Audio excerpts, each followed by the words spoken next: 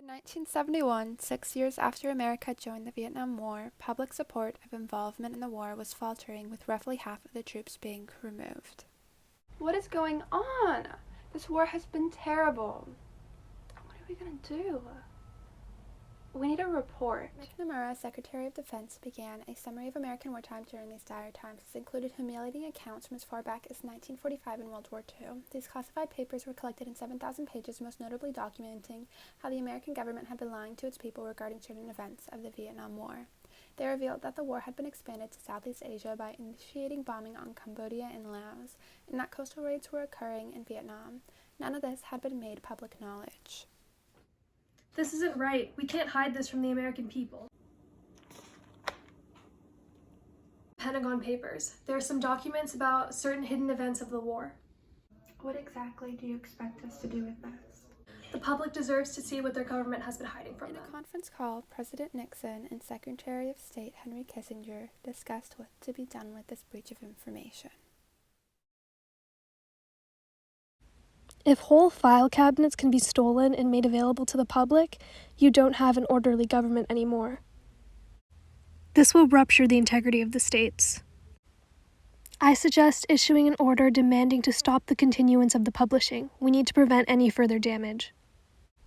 Agreed. Nixon issued a restraining order saying that we can't publish any more of the papers? This can't be legal. Whatever happened to freedom of the press? We have to take them to court.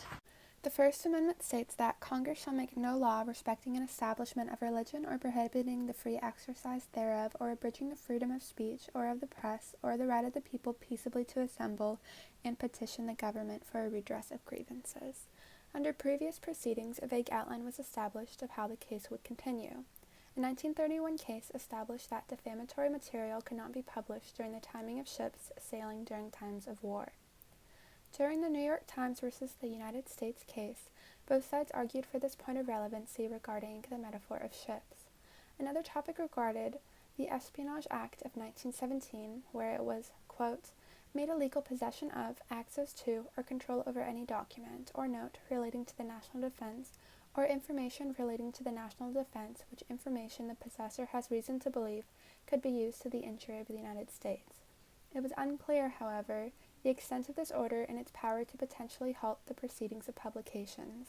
It was made clear in Alger v. Holmes that the only thing protected by the First Amendment was against prior restraint. While the idea of the First Amendment has changed over time, this perception has remained quintessential since the founding of the country and remained a vital argument in the court. This is a clear violation of the First Amendment. An unrestrained press is crucial in ensuring that corruption and lying in government is exposed. I have to agree. Besides, the government has failed to provide evidence of irreparable damage caused by the release. Furthermore, it is not right, in my opinion, for the court to grant the executive branch with such censorship authority at all. My opinion on the matter is unclear. I feel as though the First Amendment is circumstantial. I agree. I'm not sure freedom of the press applies here. The judges, in a 6-3 decision, overruled the order made by the Nixon administration and it allowed for the New York Times to continue publishing the Pentagon Papers. A new decade has followed where information is widely available. However, the case still resonates with the conflict of media and the government. Following, this case embarked on the polarization of those in favor of and opposed to the media. It was also a monumental case for journalism and also law. It is used commonly as a precedent in what would be many future cases, an established gag law, which restricts publication while prosecuting criminals if it has the potential of irreparable harm to one's right to a fair trial, in the Freedom of Information Act.